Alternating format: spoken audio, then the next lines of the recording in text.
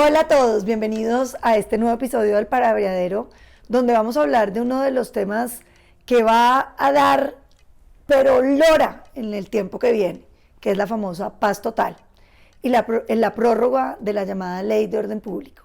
Y para eso tengo un invitado muy de mi corazón, una persona que yo quiero, que admiro, una persona con causa, con valor, con convicciones.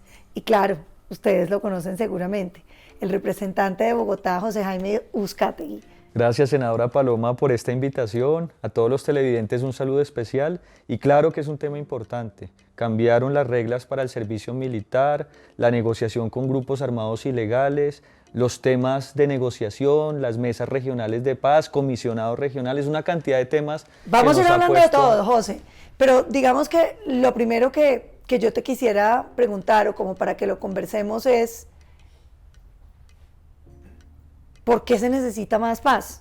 No nos habían dicho que con la paz de La Habana era suficiente, entonces, y después decían, no, queda faltando el ELN, pero ahora resulta que abrimos un abanico enorme. ¿De qué se trata? ¿Por qué es que ves tú, qué es lo que tiene el gobierno en la cabeza a la hora de decirnos que no es suficiente las FARC, ahora son las dos disidencias o tres, más el ELN y ahora un montón de cosas que han llamado estructuras armadas de alto impacto? Yo creo, senadora, que es que el gobierno tiene muchos compromisos. Tiene compromisos con la gente de primera línea y por eso quiso meter los temas de indulto y amnistía en esta ley. Afortunadamente desde la oposición no se lo dejamos meter. Quiere desmontar al ELN o avanzar en esa negociación, que finalmente hay gente que está en Venezuela y desde allá están delinquiendo y el presidente reunido con su jefe Maduro casi que vaya a recibir instrucciones de lo que debe ser esa negociación. Quiere seguir negociando con las disidencias de las FARC, que ahora resulta que les estamos debiendo, fuera de que se les entregó todo y ahora todavía hay que seguirles dando más cosas. Quiere negociar con el Clan del Golfo, es decir, que bajo ese rótulo que parece atractivo, porque es que todos los colombianos anhelamos la paz, y si dicen va a haber una pacificación total, se acaba la guerra en Colombia, se acaba la violencia, se acaban las masacres, pues eso resulta muy atractivo, pero casi que están entregando el Estado colombiano y la sociedad colombiana a unos intereses criminales que eso les puede salir muy mal. Y ojalá seamos nosotros en la oposición los que estemos equivocados y que eso sea una maravilla, pero es que negociar con criminales nunca sale bien. Yo no solamente diría que negociar con criminales no sale bien, José, porque claro, cuando usted negocia con ampones, pues después no puede decir que lo estafaron, ¿cierto? Un poco lo que pasó con Iván Márquez y Santrich y toda esa gente. Y toquemos ese tema, José, porque tal vez muchos de los que nos están viendo ahorita dirán, no, pero mire que lo de las FARC funcionó porque sí disminuyeron los asesinatos y finalmente lo que queremos es que haya menos colombianos asesinados. En balance, ¿tú cómo ves ese proceso de La Habana? Me preocupa que se les entregó todo a cambio de muy poco. Yo digo que esto ha sido la ley del embudo, la boca grande para ellos y la boca pequeña para los colombianos y para las autoridades. Se les entregaron las emisoras comunitarias, las curules gratis, la impunidad que pidieron, la jurisdicción especial de paz, todo hecho a la medida de ellos. Oiga, que ahí lo tengo que interrumpir, porque algunos decían que no iba a haber impunidad, pero con lo de Granda, el famoso canciller de las FARC, que está acusado de una lista larga de delitos que empiezan por secuestro, asesinato y pasa por ahí, pero entre otras del asesinato terrible de Cecilia Cubas, hija del presidente del Paraguay, que las FARC en ese momento deciden, digamos, ser los maestros de las guerrillas que se están formando, secuestran con ayuda de las FARC a Cecilia, la tienen en condiciones deplorables, según dice, parece que la habrían violado, estaba embarazada. Terrible. Y la asesinan, responsable Granda. ¿Sabe? Cuéntale, José, No, ¿qué sanción le impuso la JEP a Granda? No, pues le acaban de decretar su amnistía y una serie de beneficios y pues está en libertad. ¿Cuántos días de cárcel va a pagar? No, no ha pagado ni un solo día. Cero, para que no les olvide a los que nos están viendo. Entonces bueno, es una tristeza, Pablo, porque es que uno ve que se les entrega todo a cambio de muy poco. Tenemos todavía la sigla de las FARC, que ya hoy nuevamente nos presentan los medios de comunicación que están uniformados y armados hasta los dientes. Pero acuérdese ahí que el presidente Santos nos dijo muchas veces, es que por lo menos el nombre se acaba. Y cuando se acaba el nombre, pues se acaba la violencia política porque no va a quedar delincuente político. Entonces después dijeron, bueno, tal vez lo del ELN, pues bueno, queda pendiente lo del ELN, pero es que ni siquiera la sigla FARC. Ahí la sigla está viva y el ELN va a tener el síndrome del hermano menor, y es que si a las FARC les entregaron todo eso, pues el ELN va a querer todo eso y mucho más. Y así cada una de las estructuras criminales. Nosotros no nos oponemos a que se avance en diálogo, negociación, sometimiento, pero ¿a qué costo? Y más que mirar hacia atrás, miremos hacia adelante. ¿Qué va a pasar en las elecciones del 2023? ¿Ustedes creen que la gente del Centro Democrático va a poder hacer política en esos territorios donde les han ofrecido impunidad, donde las estructuras armadas están activas, donde tenemos a la fuerza pública amarrada de manos y pies? Va a ser un proselitismo armado con el agravante que el negocio de la cocaína está más vigente y más activo que nunca. Entonces va a haber una gran bonanza cocalera que beneficia a esas estructuras y nos pone a nosotros en una situación de desventaja. Ahí José me trae dos temas que me parece que son demasiado relevantes para esta discusión. El primero, le hicieron un atentado a Ida Quilcué. Muchos dirán, ¿y quién es? Es una senadora del Pacto Histórico Indígena del CRIC, la Organización Indígena del Cauca, en el Cauca. Y yo digo, bueno, están hablando de diálogos con todas las estructuras criminales y una de las senadoras, digamos, emblemáticas del Pacto Histórico casi la matan en el Cauca. Entonces para esa gente también va a haber impunidad. ¿Con quiénes que van a negociar? ¿Y qué va a pasar con los que estamos diciendo no les den impunidad a todos estos? ¿No viste, por ejemplo, que tan pronto se aprueba el proyecto de paz total, ese mismo día amenazan a un concejal de Barranquilla de Cambio Radical en plena sesión, lo llama el Clan del Golfo, amenazarlo de muerte? Entonces, ¿cuál es el juego ahí? Les estamos entregando todo. De este lado de la institucionalidad estamos diciendo no va a haber erradicación forzada, no va a haber bombardeos, no va a haber extradición, es decir, que se les está entregando todo en bandeja de plata y a cambio de eso ellos atentan contra una senadora de la República del Pacto Histórico, amenazan concejales de partidos de independientes. Y la senadora María Fernanda Cabal, que tuvo que sacar sus hijos de Colombia porque los iban a matar. Entonces, digamos que el ambiente empieza a tornarse difícil, ¿no? Para los que hacemos oposición y le vamos a decir no a la impunidad de esos criminales, hay un tema preocupante. Pero tocaste otro tema que digamos yo vengo insistiendo mucho y que tal vez me parece que es el meollo del asunto sobre estas negociaciones. Algo que Colombia tiene que pensar es por qué, si hicimos esa negociación con las FARC, que supuestamente iba a ser muy buena, un año después de que la negociación se había cerrado, el número de hombres en armas en Colombia se había repoblado. ¿Qué quiero decir con esto? No voy a decir que algunos incumplieron, voy a dejar por fuera el lado de Santrich y de Iván Márquez y todas esas estructuras que incumplieron. Se desmovilizaron 8.700 hombres, más o menos, por dar una cifra. Al año, y estoy diciendo que todos esos cumplieron, no vamos a entrar en la discusión sobre si cumplieron o no, vamos a suponer que todos cumplieron. Al año, el 80% de esos 8.800 hombres ya existían. En disidencias, en Clan del Golfo, en crecimiento del ELN, en caparrapos, en, bueno, cuánto nombre apareció en ese escenario, que tiene que ver con el problema estructural que tenemos en este país, narcotráfico. ¿Cómo vamos en narcotráfico, José? Mira que ahí no hay líneas rojas de ningún tipo. Desafortunadamente el gobierno Duque nos dejó 200.000 hectáreas de coca aproximadamente, eso fue lo que logró hacer en 4 años con todas las restricciones que tuvo, pero seguramente Gustavo Petro nos va a dejar 400.000 o 500.000 hectáreas de coca.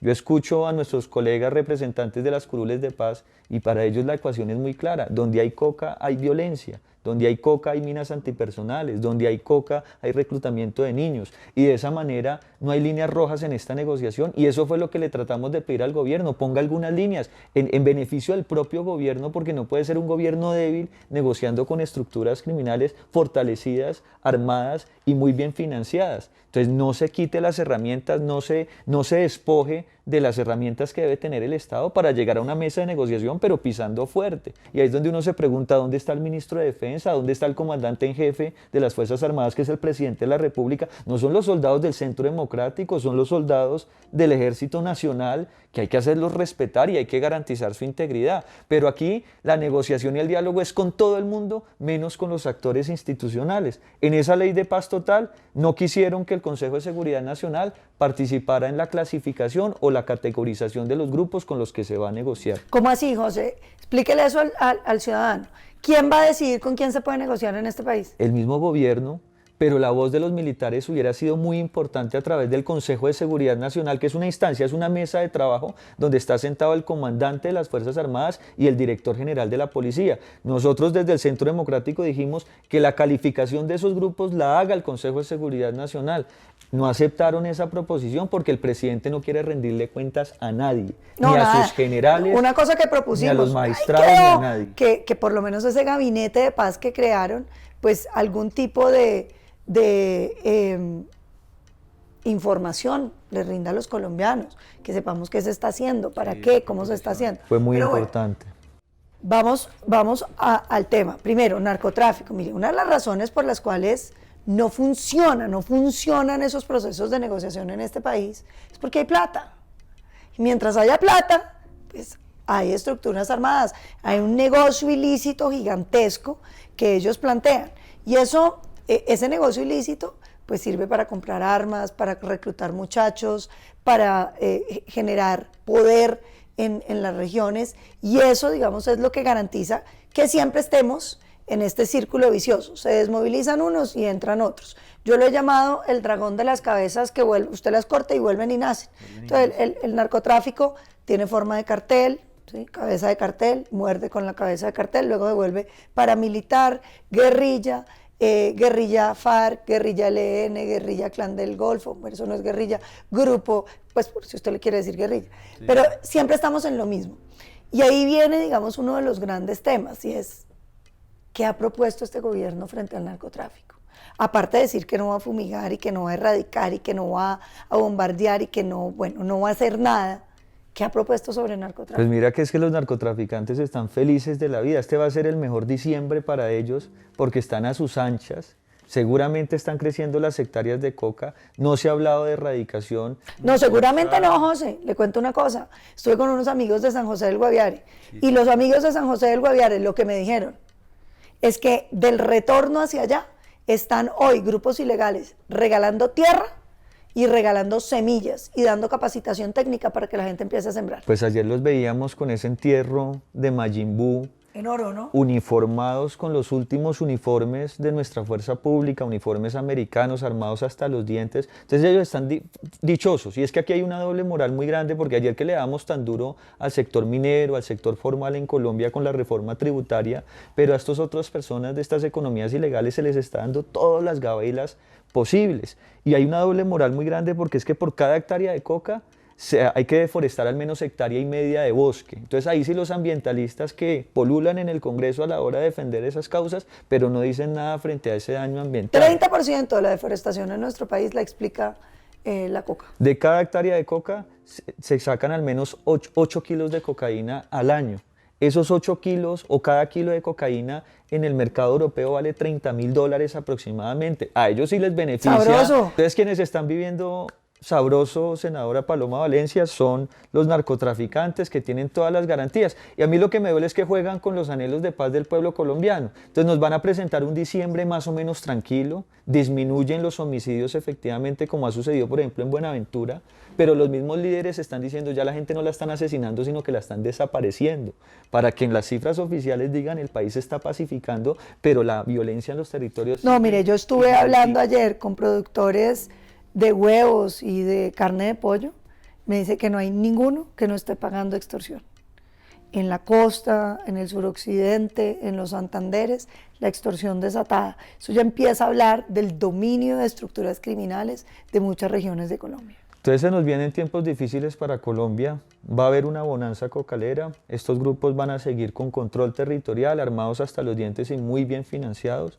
A partir de marzo, el Departamento de Estado de los Estados Unidos empieza a hacer su informe de si certifica o no certifica a Colombia en la guerra contra las drogas. Probablemente en septiembre nos van a sacar una tarjeta amarilla diciéndonos ustedes no cumplen, y eso tiene repercusiones muy graves, no solamente para esa lucha y para el fortalecimiento de la fuerza pública, sino para la economía nacional, y nos van a tener con ese discurso 2 o 3 años, donde al final nos van a decir no, es que con los criminales definitivamente no se puede negociar, y de pronto van a tener que recular como en su momento momento lo hizo el presidente Pastrana, pero ¿a qué costo cuando ya las han entregado? Pero ni siquiera, yo el escenario lo veo todavía más complejo, José. Yo creo que ellos van a terminar negociando, desmovilizando un poco de gente. Acuerde que ya se filtró. Eso fue una cosa que logramos, y es que ellos querían que el presidente Petro, con un decreto firmado por él y sus ministros, pudiera sacar la ley para de sometimiento. Entonces, la ley de justicia y paz, que fue cómo se somete el paramilitarismo, la querían sacar por decreto, es decir, que nosotros no pudiéramos opinar ni que el país se pudiera enterar. Pero logramos, y yo creo que eso fue importante, fue tal vez uno de nuestros mayores triunfos, que se quitaran esas facultades extraordinarias.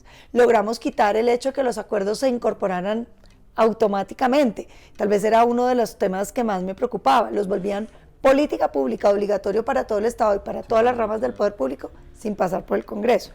Pero ahí viene un tema. Este gobierno está hablando, y ahorita le quiero hacer otra pregunta, está hablando de la legalización de la droga. Y eso suena bonito, la gente dice, ay sí, que legalicen y así se acaba el problema. Y dicen, esto va a seguir el camino que siguió el alcohol en los Estados Unidos. Usted legaliza y se acaban los problemas. Yo tengo mis dudas. Tengo mis dudas primero por el tiempo. Legalizar la coca no va a suceder en un año, ni en 2, ni en 4 seguramente.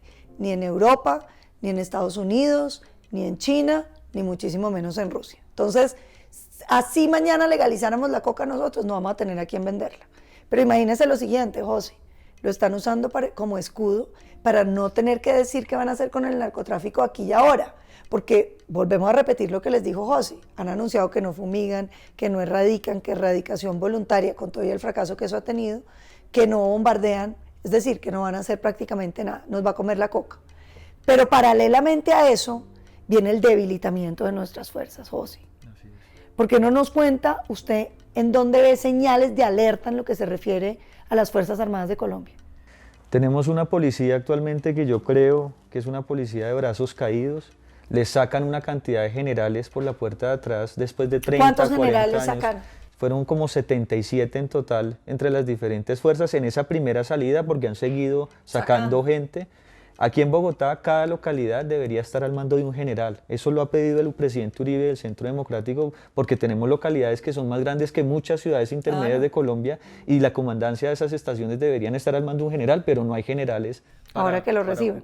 ¿Y nos irá a hacer falta la experiencia de esos 30 años de servicio de esos generales? Yo le decía al viceministro García, que fue el que se metió por allá una tanqueta a pedir que le quitaran las esposas a unas personas de primera línea, yo le decía, mire, esos soles que tienen los generales aquí en los hombros, no se los encontraron en un paquete de chitos, son gente que lleva 30 o 35 años de servicio comiendo lo que sabemos para llegar a esas posiciones de importantes, y ahora viene un viceministro a dar órdenes como si fuera el mandamás de la política de seguridad. Se les sacan generales, les quitan presupuesto, más de 850.000 millones de pesos, que se lo quitaron a la agencia logística y al fondo rotatorio. Pero cuéntale a la agencia logística qué hace, José, porque la gente me dice, no, pero la agencia logística pues no importa. No, ¿cómo que no importa si es que ellos se encargan precisamente de la dotación, de los uniformes, del transporte, de la comida de nuestra gente uniformada? Porque eso me acordó de esas épocas que tuvo Colombia, donde uno llamaba a la policía, ¿se acuerdan los 90s? O al ejército, y le decía, vea que hay una situación muy difícil en tal sitio, y decía, no, es que no podemos ir porque no hay gasolina en los carros. Eso va a pasar porque precisamente ese hueco que le dejaron de 850.000 millones, además de eso le montan competencia con el Servicio Social para la Paz. Ahora los jóvenes no van a querer, si antes no querían prestar servicio porque lo ven casi como un castigo o se lo han presentado como algo degradante, ahora teniendo una alternativa como esa, donde le dicen a un soldado, usted tiene que pagar 18 meses de servicio militar obligatorio, va a dormir en un cuartel durante esos 18 meses o váyase para el Servicio Social para la Paz, que no son 18 sino son 12 meses, también le van a pagar una bonificación, va a dormir en su casa.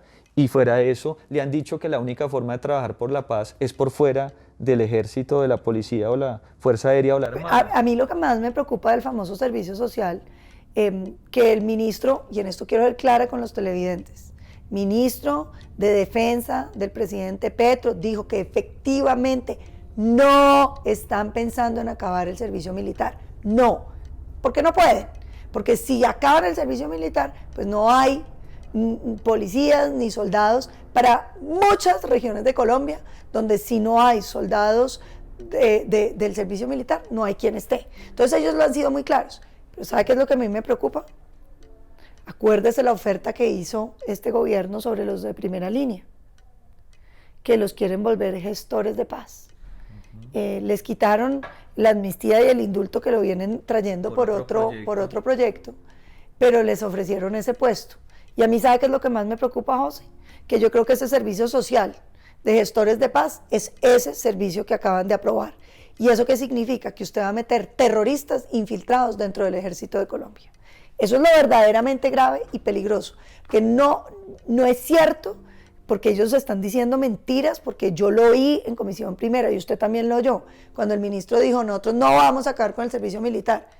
Lo que van a hacer es infiltrar toda esa AMPA que han venido consintiendo, que quieren sacar de las cárceles, se la van a meter al ejército vía los servicios sociales. Y es la narrativa finalmente que queda detrás de eso. Acaba de pasar el Día de los Niños. Antes para un niño disfrazarse de soldado o policía era pues una alegría muy grande. Ahora con toda esta narrativa y que se les dicen que son violadores de derechos humanos, corruptos, asesinos, es decir, se están cambiando los valores y se está generando una narrativa que no le conviene a nadie. Insisto, las Fuerzas Armadas no son las Fuerzas Armadas de un partido político de derecha, son las Fuerzas Armadas de todos los colombianos y hoy el comandante en jefe es un exmilitante del M-19 y ahora ¿cuál es el discurso para seguir atacando a la fuerza pública si ellos son dueños de todo el pastel y de toda la cuota de poder? Así que deberían dar ejemplo y ahí sí se está debilitando, insisto, a nuestra fuerza pública. Entonces les quitan presupuesto, les quitan generales, les quitan legitimidad con estos discursos contra la fuerza pública y adicionalmente no se fijan, por ejemplo, que este año Paloma han asesinado 144 integrantes de la fuerza pública. Tremendo. Nosotros tenemos un proyecto para que esos delitos sean imprescriptibles, porque aquí la cuota de impunidad es enorme. Si ya de por sí los homicidios en Colombia no se resuelven, vaya y pregunte por el asesinato de un policía y un soldado y la fiscalía no tiene ni idea y por eso le queremos dar es un término indefinido para que en algún momento a esas familias se les Pero José, una cosa que a veces me parece que los colombianos no entienden. ¿Hay seguridad si no hay fuerza pública? Por supuesto que no la hay. Y ese debe ser el discurso inicial. Porque cuando a mí me invitaban a debates sobre el servicio militar obligatorio o no, uno parecía que los de izquierda o los progresistas no quisieran tener ejército. Y si esa es la discusión y creen que podemos ser como un país como Costa Rica que no tiene ejército, pues llévenos hasta allá, pero tienen una doble moral porque dicen sí se necesita ejército, pero no están dispuestos a fortalecerlo. Entonces mandan a esos soldados como carne de cañón a los territorios para que pierdan las piernas, para que pierdan sus vidas, la integridad, la tranquilidad de su familia, pero entonces no están dispuestos a responder por los problemas de orden público que hay en el país. Porque ahí es donde está, digamos, el gran problema. Cualquier colombiano entiende que uno necesita más policía en Bogotá, que gran parte del problema de seguridad, la violación de esta niña en Transmilenio, que no había vigilancia, pero al mismo tiempo dicen, no queremos policías bachilleres. ¿Quién es el policía bachiller? Pues el que está prestando servicio militar. ¿De dónde lo va a sacar? Entonces dicen, no, profesionalícenlos todos. No hay plata para pagar eso. Sí. No hay plata. Si le acaban de quitar incluso la plata para la comida y la gasolina a la fuerza pública, imagínense si nos van a dar para más sueldos para los soldados y policías. Pero me parece que la reflexión que hace José es muy importante. ¿Qué pasaría si Colombia no tuviera policía? Si no tuviera ejército. Si nosotros dijéramos mañana, vamos a cerrar el ejército, vamos a cerrar la policía. Nos come el narcotráfico y nos comen todos los grupos ilegales. Nosotros que hacemos recorridos de seguridad todas las semanas en Bogotá, ayer estábamos en San Cristóbal, ¿qué pide la gente? Presencia policial, no piden gestores de convivencia. Piden es el policía uniformado con una tonfa y ojalá armado para que los proteja de los violadores, los atracadores, los asesinos, que desafortunadamente en Bogotá sí que estamos sintiendo las inclemencias de la violencia. Yo creo que uno de los temas que va a ser más difícil de todos estos pases totales es la idea que tiene el ministro de vincular a las Fuerzas Armadas en los diálogos. Porque el presidente de Santos, que hizo esa negociación tan terrible con las FARC, que nosotros no acompañamos y seguimos criticando, por lo menos protegió a las Fuerzas Armadas.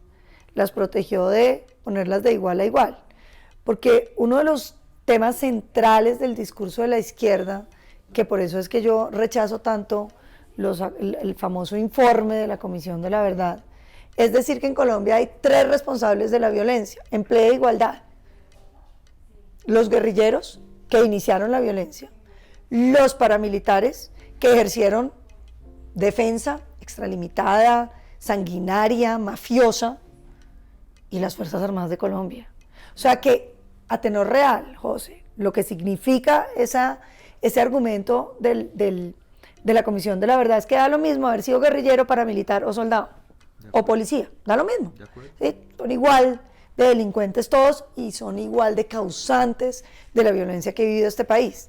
Y ahora nos van a decir que van a sentar al ejército a hablar con el ELN. ¿Usted cómo encuentra eso? Pues mira que no los dejaron participar a través de una instancia formal como el Consejo de Seguridad Nacional que ya mencionamos, sino que olímpicamente sale el ministro de Defensa a decir en todas las mesas de negociación van a haber militares activos y retirados participando de esas negociaciones. Entonces eso lo hacen para que si la cosa sale mal, fue culpa precisamente de estos uniformados. Me hizo pensar en el general Mora, que se prestó con el presidente Santos como retirado, una figura importante, para ir a negociar a La Habana. Y ahora sale con un libro contando las atrocidades. Claro, es que esa mesa de negociación en La Habana no se ganó nada para los militares. Que algunos tengan la posibilidad de acceder a la Jurisdicción Especial de Paz para tratar de dar una pelea jurídica que ya era bastante desigual en la justicia ordinaria, pero que en la Jurisdicción Especial de Paz tampoco ofrece garantía. Yo tengo a mi papá ahí, el general Uzcategui, que no me lo vayan a igualar con Timochenko, o con Calarcá, o con el senador hoy Gallo de las FARC, cuando mi papá pagó 16 años de cárcel por un delito que no cometió y estos criminales no han pagado un solo día por los múltiples crímenes que ellos sí cometieron. Es que, pero fíjese que es que la gente a veces dice es que hay mucha impunidad sobre los militares. Yo creo que eso es mentira. Si uno mirara las cifras, por ejemplo, en falsos positivos hubo condenas. Por supuesto. Hubo una cantidad de gente que pagó, que los liberaron. ¿Sabe cuándo los liberaron? Los liberó la JEP. Cuando hicieron esos acuerdos, entonces el que se declaraba culpable quedaba libre. ¿Cómo funcionaba? Y esto es bueno que la gente lo entienda. Un soldado lo acusaban de un falso positivo, lo sacaban de la justicia penal militar y lo pasaban a la justicia ordinaria. ¿Y la justicia ordinaria con qué lo juzga? Con el Código Penal. En el Código Penal, si usted mata a alguien es un delito, punto. Resulta que el derecho internacional humanitario tiene muchos contextos donde la acción de la fuerza pública pues puede dar de baja a ciertas personas y es legítimo, pero entonces los trataban como delincuentes a todos.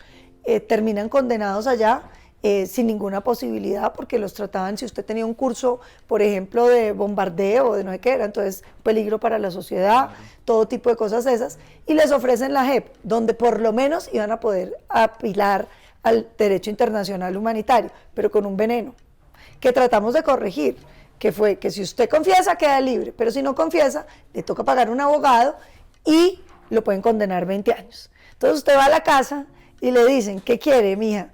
¿Me declaro culpable y salgo libre? ¿O contratamos un abogado y nos defendemos a ver si salgo bien? Una vez más la ley del embudo, porque nuevamente la boquita muy estrecha para los militares, los policías, los agentes del Estado, pero la boca de la impunidad enorme, grande para los guerrilleros y los integrantes de las FARC. Entonces, siguen con ese juego, con esa narrativa. Si las cosas salen bien, va a ser gracias al presidente Petro, a la alcaldesa de Bogotá, a la autoridad civil. Pero si las cosas salen mal, va a ser culpa del uniformado policía o militar, que es el que ponen a responder por todos estos hechos. Aquí ha habido justicia, imperfecta, pero la hay. Si algún integrante del ESMAD se ha excedido en el uso de la fuerza, muchos de ellos hoy están respondiendo ante la justicia o ante la Procuraduría, mientras que seguimos con los vándalos de primera línea quemando el Portal de las Américas y el gobierno pidiendo amnistía o indulto cuando ellos mismos son los que están gobernando. Ayer las feministas, que ya se les ha entregado todo en el país, pueden abortar hasta los 24 meses de gestación. Ahí entramos a otro debate, pero entonces uno no entiende por qué están quemando o acabando las estaciones de Transmilenio. Sobre todo yo no entiendo eso cómo ayuda. Entonces violan a una niña que nos duele a todos. Pues cómo no. ¿Quién no va a estar feliz con eso? Pero que nos digan que salir a destruir las estaciones es la solución, o que contribuye, o que soluciona, o que aporta, o que ayuda. Ahí no hay nada.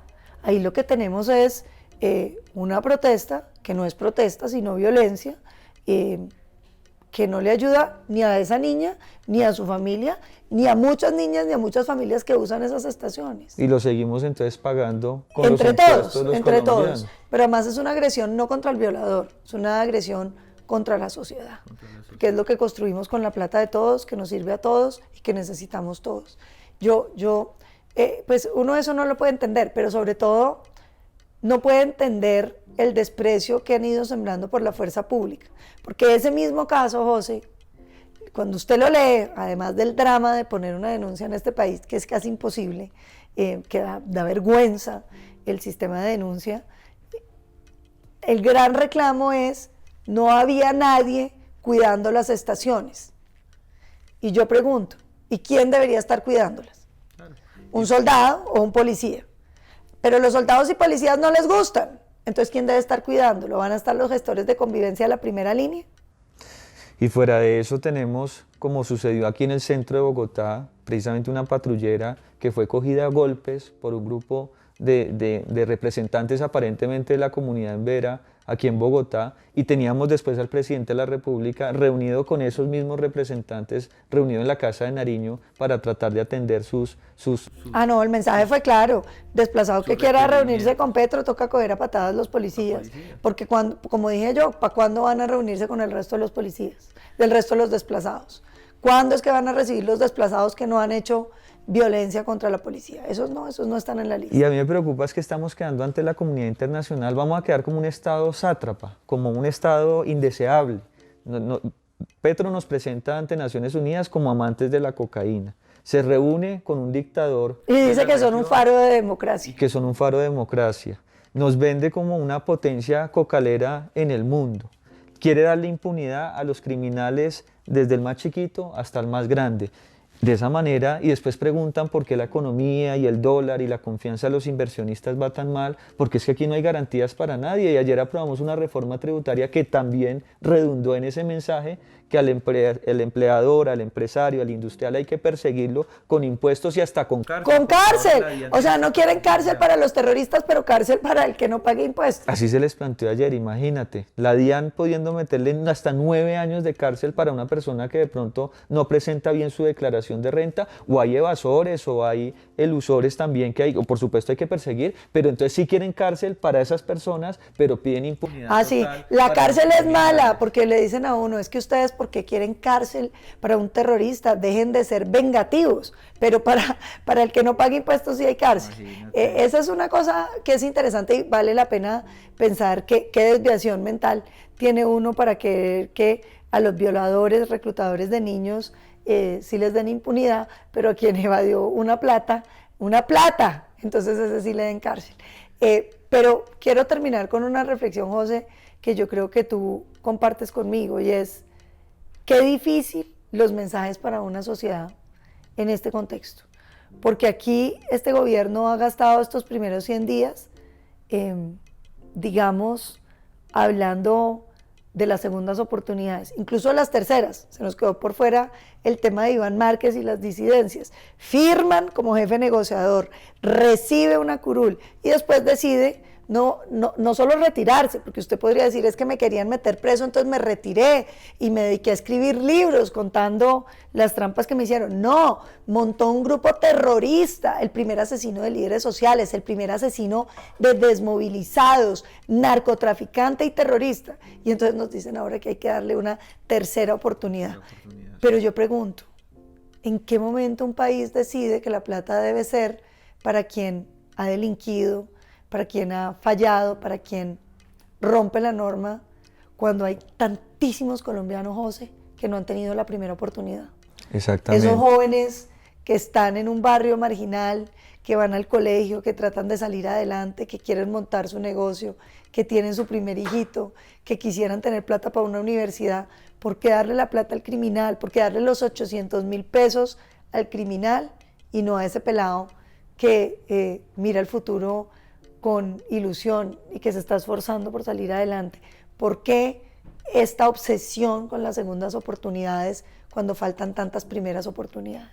Estoy completamente de acuerdo y es pedirle, ojalá a este gobierno que entre en razón, que se ponga del lado de la ciudadanía y de la institucionalidad, que le exija verdaderamente a los criminales. Yo he puesto muchas veces el ejemplo que los narcos en los 90 le ofrecían a Colombia pagar la deuda externa en un proceso de sometimiento, y a los narcos modernos, porque son de brazalete guerrillero, paramilitar o cualquier otro, les ofrecen esa impunidad, conservar sus rentas ilícitas, no indemnizar a las víctimas y hasta curules gratis en el Congreso. Entonces, ¿cuándo vamos a entrar en razón que con el terrorismo no se puede negociar? Yo me he preguntado muchas veces eso. ¿Será que es que el chip mental que nosotros podemos tener no permite darle un margen de credibilidad a que se puede domesticar el terrorismo? Yo he llegado a la conclusión que no es posible. No hay forma de competir con esos valores, con esos dineros, con esas rentas ilícitas, y la única forma es someterlos a la justicia, porque el día de mañana nos vamos a quedar con la misma guerra, pero adicionalmente con una humillación muy grande para un pueblo que durante 200 años ha tratado de construir una república,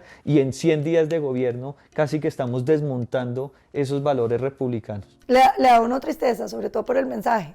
Yo me pongo en los zapatos de una pelada joven en un barrio de Bogotá o de cualquier ciudad de Colombia, diciendo, ella que está estudiando, ella que está tratando de salir adelante, y al lado del vecino que delinque y a ese sí le dan 800.000 pesos mensuales. ¿Cuál es el mensaje que le estamos dando a nuestra juventud? De verdad, ese es el camino para que Colombia se pacifique. Cada uno saque sus conclusiones. Quiero agradecerle a José Jaime este tiempo que nos ha dado, y a ustedes por acompañarnos en este palabreadero, donde vamos a estar hablando con los congresistas de todos los partidos. Este es el primero que traemos del Centro Democrático, con el que comparto, me siento muy honrado, no solamente un gran afecto, una gran amistad, sino una visión de país. Los esperamos muy pronto para seguir conversando de los grandes temas de Colombia. Chao, gracias. Oye, muy chévere.